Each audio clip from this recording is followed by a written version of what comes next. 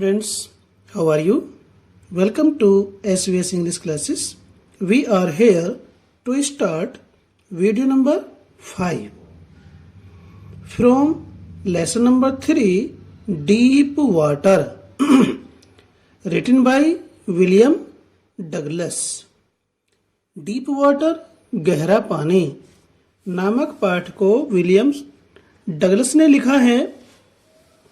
जब William Douglas को एक हट्टे खट्टे लड़के ने ताल में फेंक दिया तो जब वह नीचे की ओर जा रहा था तो उसे ऐसा लग रहा था मानो वह अंतरिक्ष में जा रहा हो। उसके चारों ओर कोमल बाहों का घेरा हो। कोमल बाहों का घेरा माँ के जैसा, जैसे माँ अपने बालक को बाहों में लिए हुए होती है गोद में, इस प्रकार का वह महसूस कर रहा था और वह सो जाना चाहता था। अर्थात लेखक ये महसूस कर रहा था कि वह चेतना शून्यता की स्थिति में जा रहा है और उसके जीवन का अंत हो गया है। उससे आगे लेखक क्या कहता है, आइए पढ़ते हैं। The next I remember I was lying on my stomach beside the pool vomiting. लेखक कहता है कि इसके बाद दूसरी बात आई रिमेंबर, जो मुझे याद रही। वो क्या बात थी दूसरी? I was lying on my stomach, मैं पेट के बल लेटा हुआ था। बिसाइड द पूल, ताल के समीप, ताल के निकट मैं पेट के बल लेटा हुआ था। यही दूसरी बात मुझे याद रही। वॉमिटिंग, उल्टी कर रहा था। The chap that threw me in was saying, but I was only befooling. The chap में सूत्र लड़का या छोकरा, lad। वह लड़का that threw me in, जिसने मुझे अंदर फेंक दिया था ताल में, जिसने मुझे ताल में फेंक दिया था, was saying, कह रहा था। क्या कह रहा था वह लड़का, वह छोकरा? But I was only fooling, पर मैं तो यूं ही मूर्ख बना रहा था। इस बात को वो लड़का कहने लगा। समवन सेड, किसी ने कहा, कोई दूसरा व्यक्ति होगा, अरे तुम तो यूं ही मूर्ख बना रहे थे। लेकिन किसी ने कहा, the kid nearly died. Kid means ये लड़का, ये बच्चा। नियरली डाइड, लगभग मर ही गया होता। ये बच्चा तो, ये लड़का तो मर ही गया होता। बी ऑल राइट नाउ, अब सब ठीक हो जाएगा।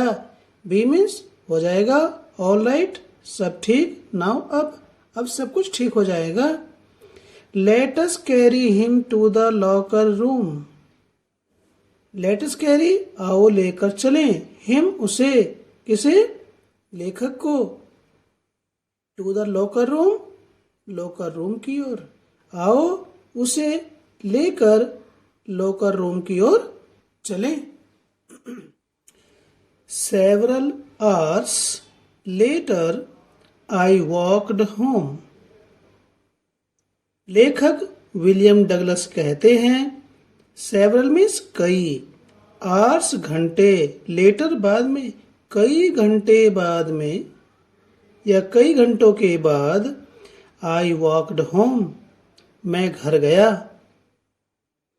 I was weak and trembling, मैं कमजोर था। वीक मीन्स कमजोर, एंड ट्रेम्बलिंग और कांप रहा था। मैं कमजोर था और कांप रहा था। I shook and cried. I shook and cried when I lay on my bed. जब लेखक घर गया तो वह कमजोरी महसूस कर रहा था और कांप रहा था। When I lay, जब मैं लेट गया, on my bed, अपने बिस्तर पर, तो क्या हुआ? I shook, मैं कांपा या कांप गया, and cried, और जोर से चिल्लाया। I could not eat that night. लेखक कहता है कि I could not eat, मैं नहीं खा सका, that night, उस रात्रि को मैं कुछ खा भी नहीं सका, क्योंकि स्थिति उसकी इतनी बेहोशी वाली हो रही थी। 4 days, a haunting fear was in my heart. आगे लेखक कहता है 4 days, कई दिनों तक, ए हॉन्टिंग फियर, मंडराने वाला भय, वाज इन माई हार्ट, मेरे दिल में था, अर्थात मेरे दिल पर कई दिन तक भय मंडराता रहा। The slightest exertion upset me, making me wobbly in the knees and sick to my stomach.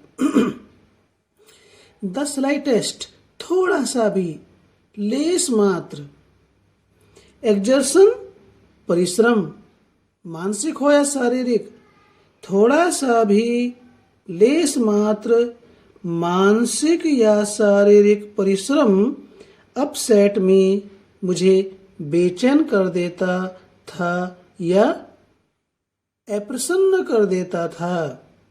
Upset means made me unhappy, थोड़ा सा मानसिक या शारीरिक परिश्रम मुझे अर्थात लेखक को अप्रसन्न कर देता था।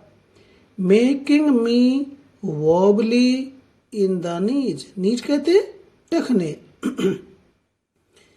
और लेखक के घुटने, वॉबली मीन्स लड़खड़ाना, और लेखक के टखने लड़खड़ा जाते थे, डगमगा जाते थे, उनमें इतनी शक्ति सामर्थ्य नहीं थी।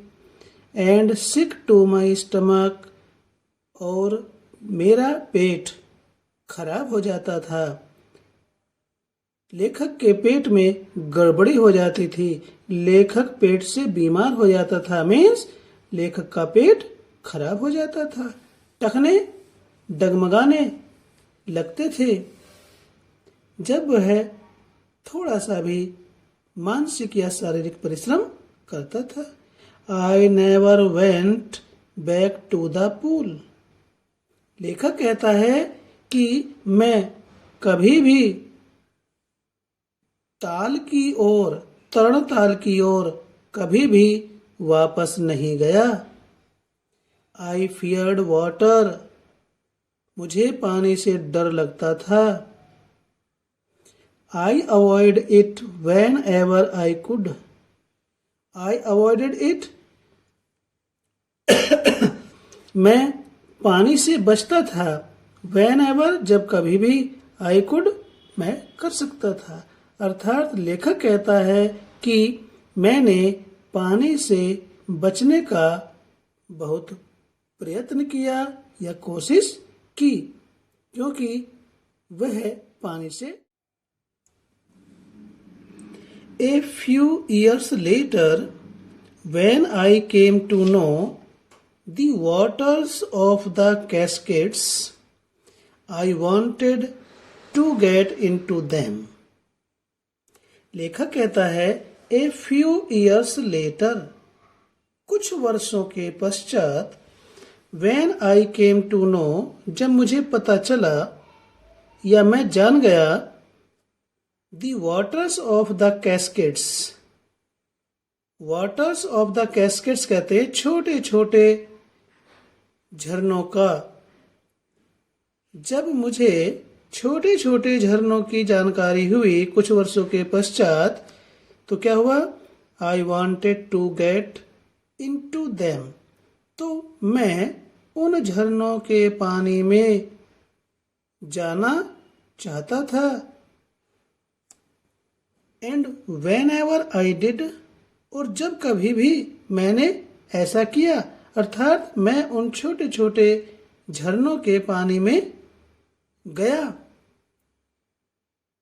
Weather I was wading the Tieton और बम्पिंग रिवर और bathing in Warm Lake of the Goat Rocks, the terror that had seized me in the pool would come back।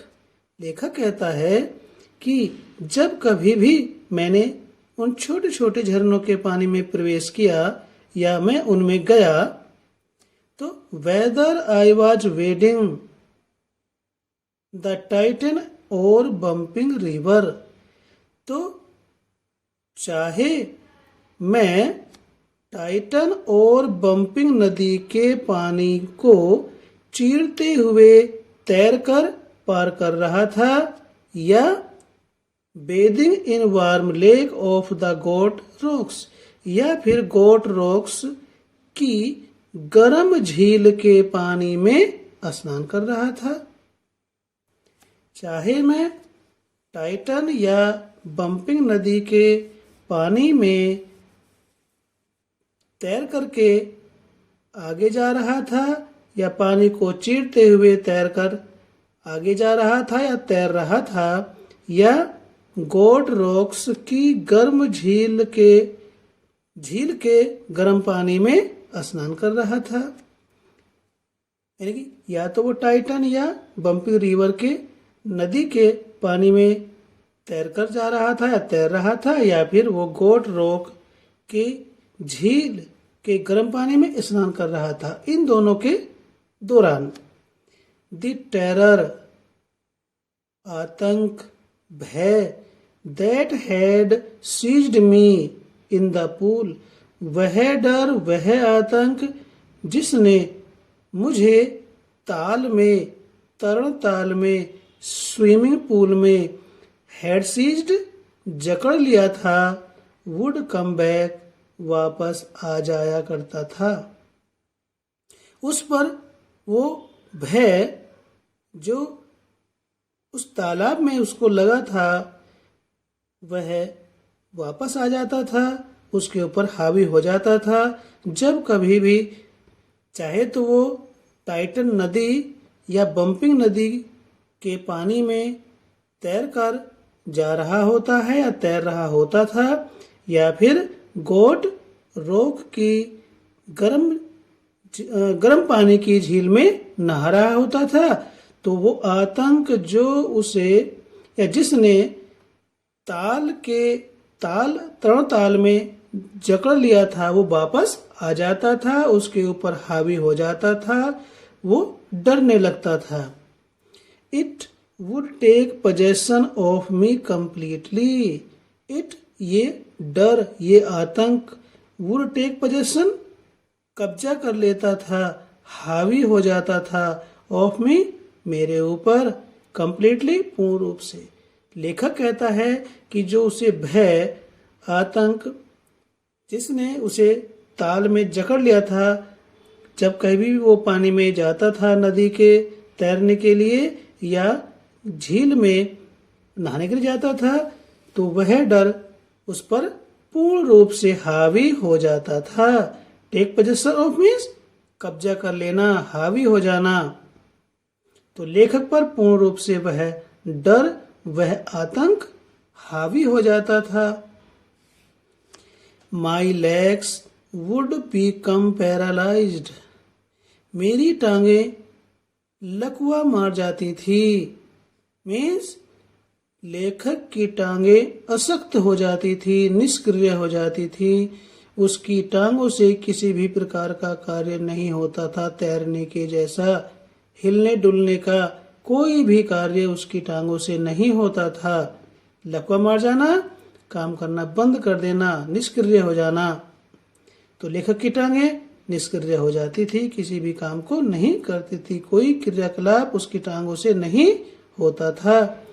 I see horror would grab my heart, आगे writer कहता है आइसी horror.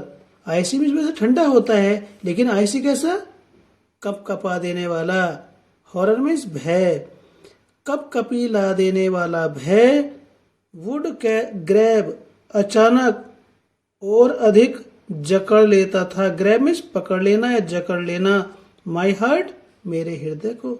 लेखक कहता है कि cup कपी ला देने वाला भय मेरे हृदय को अचानक और अधिक जकड़ लेता था। This handicap stayed with me as the years rolled by. लेखक कहता है एज जैसे जैसे द ईयर्स वर्ष रोल्ड बाय बीतते गए, जैसे जैसे वर्ष बीतते गए। दिस हैंडीकैप, हैंडीकैप मीन्स अयोग्यता, अक्षमता। ये अक्षमता, ये अयोग्यता स्टेड विद मी मेरे साथ रही। लेखक कहता है वर्षों तक यह अयोग्यता, यह अक्षमता मेरे साथ रही, मेरे साथ चलती रही। कौन सी क्षमता थी? कि पानी को जैसे पानी में प्रवेश करता था, उसका भय उसके ऊपर हावी हो जाता था और उसके पांव किसी भी प्रकार की क्रिया करने के लिए असमर्थ हो जाते थे, निष्क्रिय हो जाते थे। In canoes on Maine lakes fishing for landlocked salmon. लेखक कहता है ऑन मेन लेक्स, मेन झील में, मेन झील में कैनोइज मीन्स होता है छोटी नाव जिसमें एक या दो व्यक्ति ही बैठ सकते हो, जिसका हिंदी होता है डोंगी। मेन झील में डोंगी में बैठकर fishing for landlocked salmon. Main झील में कैनोई में बैठकर, डोंगी में बैठकर सालमन मछली को पकड़ना जो झील के ऐसे भाग में रहती थी, लैंडलॉक्ड जो चारों ओर से भूमि से घिरा हुआ था। बास fishing in new Hampshire, new Hampshire में ताजे जल में रहने वाली बास मछली को पकड़ना। Trout fishing on the Deschutes and Metolius in Oregon. Deschutes में ताजे पानी में रहने वाली ट्राउट नाम की मछलियों को पकड़ना और ओरेगन में मेटोलियस नाम की मछली को पकड़ना।